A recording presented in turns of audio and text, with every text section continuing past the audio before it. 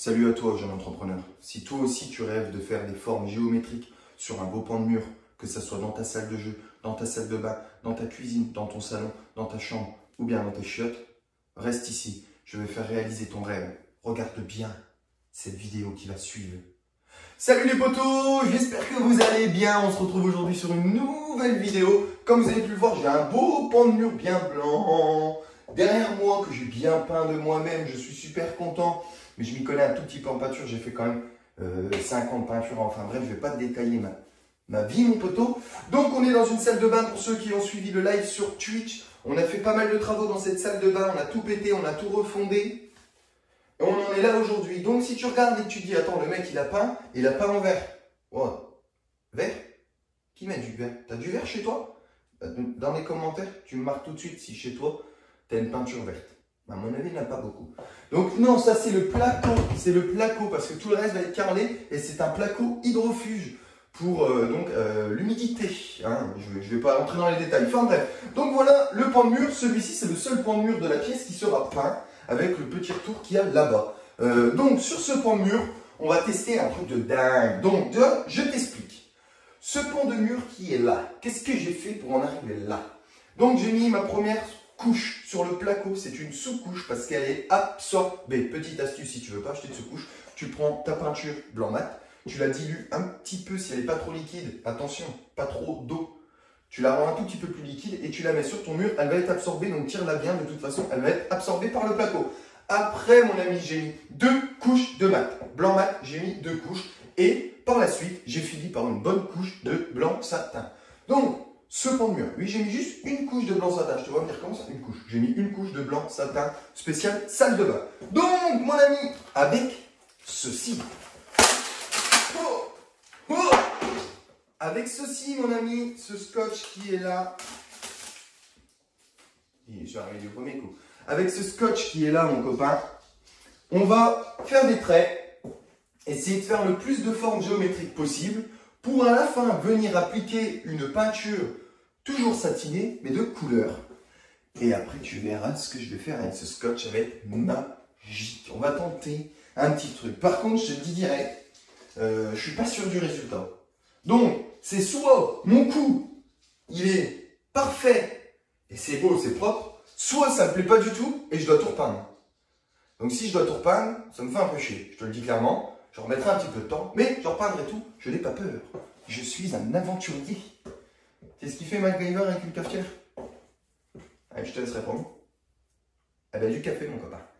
Allez, c'est parti. Donc, déjà, le plus chiant de chiant, parce que le scotch, je vois qu'il est collé, ça va être de le décoller. Toi aussi, ça t'énerve. Quand le scotch, tu sais, souvent, c'est quand tu l'utilises et que tu le recolles. Là, c'est encore plus chiant. Mais là-dessus, ça va, parce que là, il est cranté, donc on le voit. Mais tu sais, le petit scotch blanc, là, quand il est... pour le trouver des fois avec des tartes. Alors, ça va être assez compliqué, mais bon, je pense savoir à peu près comment je vais faire, comment je vais partir, mais on va essayer de gérer la chose.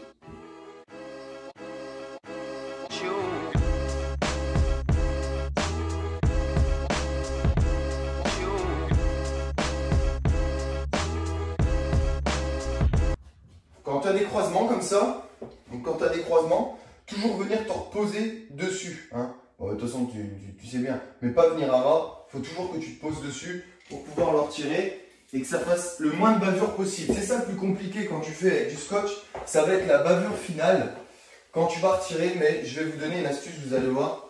Je connais un petit peu. Bon, bah, des fois ça réussit, des fois ça ne réussit pas. C'est les risques. Des fois ça réussit, des fois ça réussit pas. Quand tu retires, tu as des bavures, ça peut arriver, c'est léger, mais si tu touches un petit peu avec le pinceau, tu feras une retouche parfaite. Allez, on continue.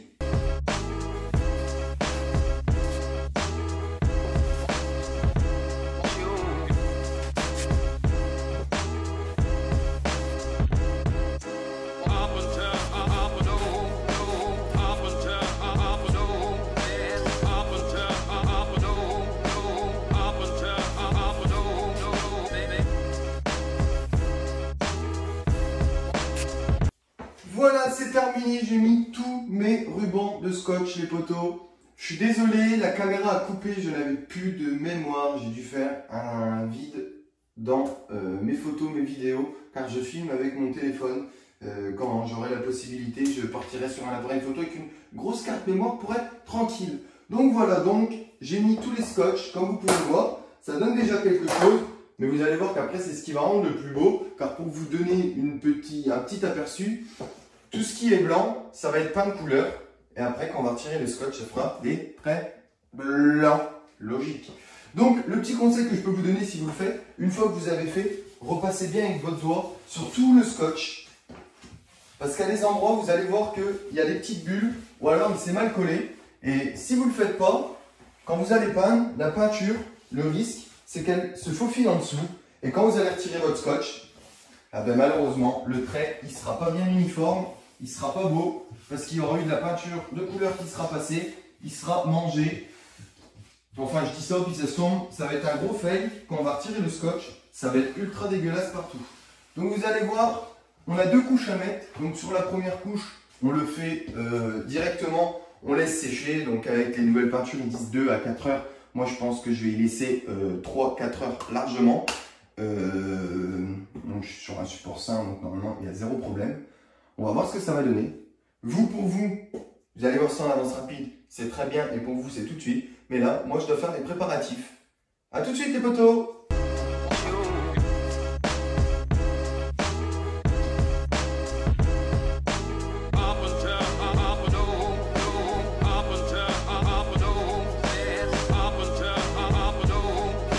Alors, vous allez voir, ça, c'est la petite astuce. Donc, moi, je vais réchampir tout le bas. Je vais réchampir tout le haut, les côtés, bien sûr. Et après, je vais vous montrer ce qu'on fait pour gagner du temps.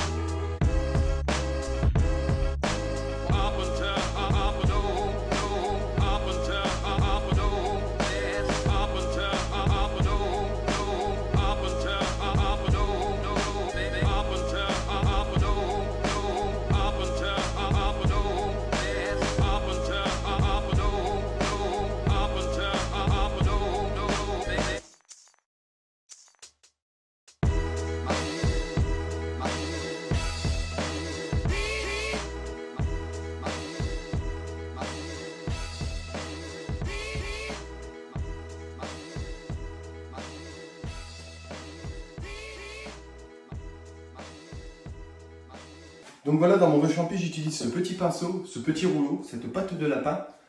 Parce que comme ça, comme vous voyez, je fais des bandes beaucoup plus grandes en bas et je vais faire exactement pareil en haut. Comme ça, quand je vais prendre mon rouleau, ça m'évitera d'aller trop près du plafond et un accident si vite arrivé que je touche le plafond. Et donc mon plafond blanc, mais qui manque encore une couche. Surtout, faites pas comme moi. Normalement, on fait le plafond après les murs. Mais j'ai eu un petit pépin avec le mur.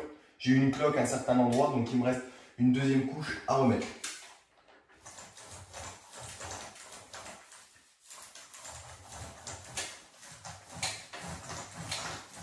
Donc vous voyez, je fais une bande beaucoup plus grande. Comme ça, mon gros rouleau, au lieu de venir à peu près jusqu'ici, bah là je peux m'arrêter là et ne pas toucher le plafond.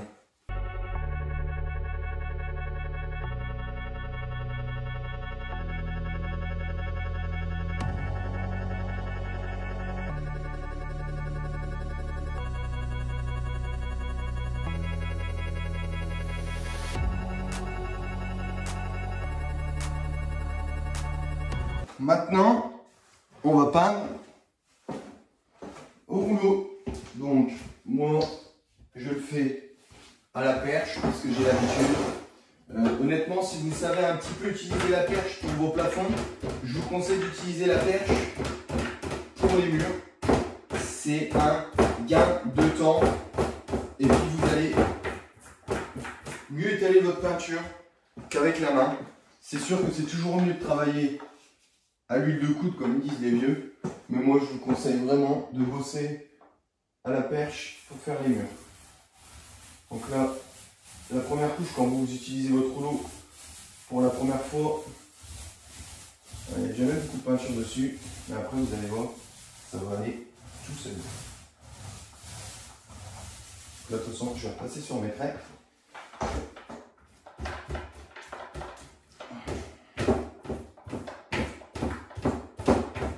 Allez, là c'est parti, on y va. Donc là, on est prise, je suis devant la caméra, mais ce n'est pas grave.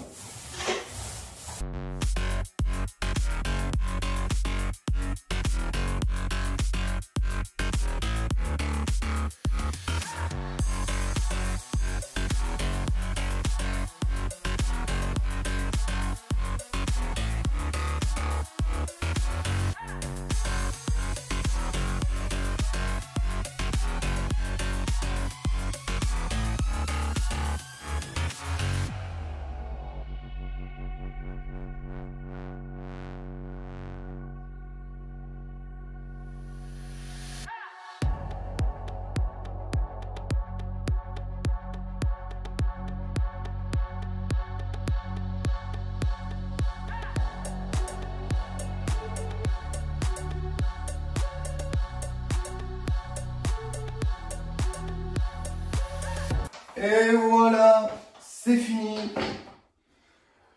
Donc, comme vous avez pu voir, j'ai mis ma première couche. On va se retrouver tout à l'heure pour la deuxième couche, les poteaux. On se retrouve tout à l'heure. Moi, il faut que j'attende 5 heures, 4 heures. Vous, c'est tout de suite.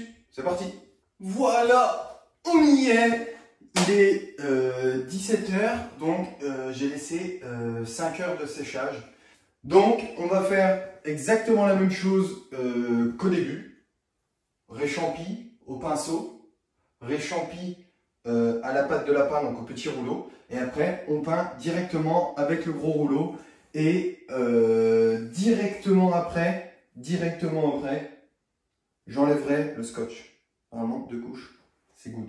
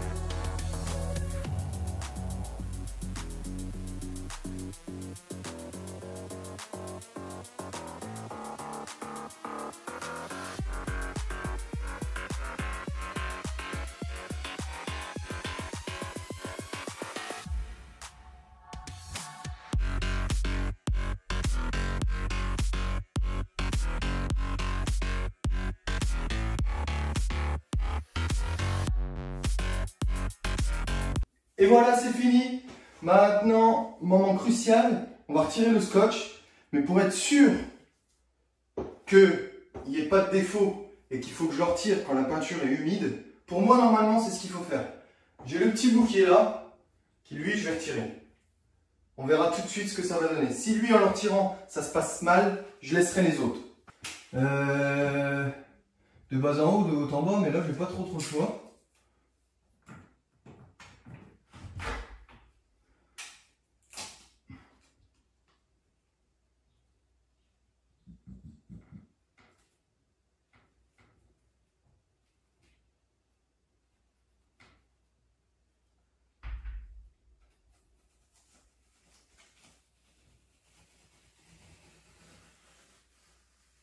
Ou par contre, ça va être tendu du slip. Parce que j'ai mes plafonds qui sont juste au-dessus. Alors je vous raconte pas si je touche le plafond, qui est fini.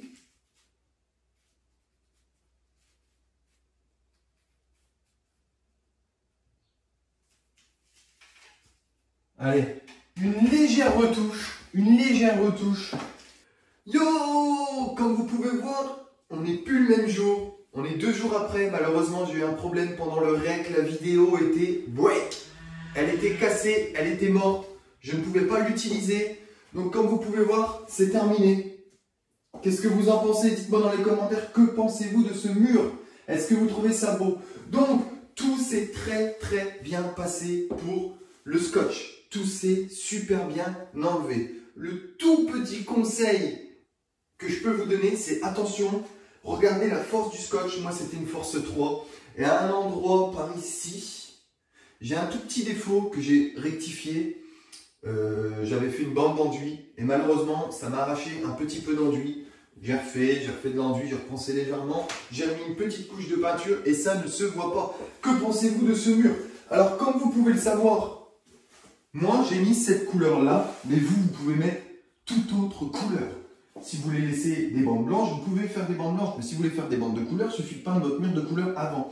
Après, si vous faites des couleurs vives, ça peut être sympa. Et le petit truc que je peux vous dire, par exemple, imaginez, moi, je fais tout mon mur comme ça. Et imaginez que je prends ce carré-là, ce triangle qui est là, cette partie-là, et puis cette partie-là, et je mets des couleurs différentes. 4 couleurs différentes. Donc, on aurait 5 couleurs sur le mur. Ça ferait un petit mélange de couleurs. Ça ferait super beau pour une salle de jeu ou pour un salon, mon poteau. Donc, si cette vidéo t'a plu, lâche un gros pouce bleu, mets ton plus beau commentaire et surtout abonne-toi à la chaîne. On va atteindre bientôt les 1000 abos. J'espère le faire avec vous, les frérots. Merci à vous d'avoir regardé cette vidéo. Je me suis fait beau gosse pour l'occasion. On est 2 jours après avoir fait les travaux. Comme je vous ai dit, ça a coupé. Mais j'espère que cette vidéo vous a plu quand même. Malgré les petits inconvénients, je vous filmerai tout le reste de la salle de bain qui va bientôt être carrelée. Vous allez voir, on fera peut-être même ça en direct sur Twitch. En tout cas les frérots, je vous souhaite tous une bonne journée. Merci à vous d'avoir regardé cette vidéo. À très bientôt. Ciao tout le monde!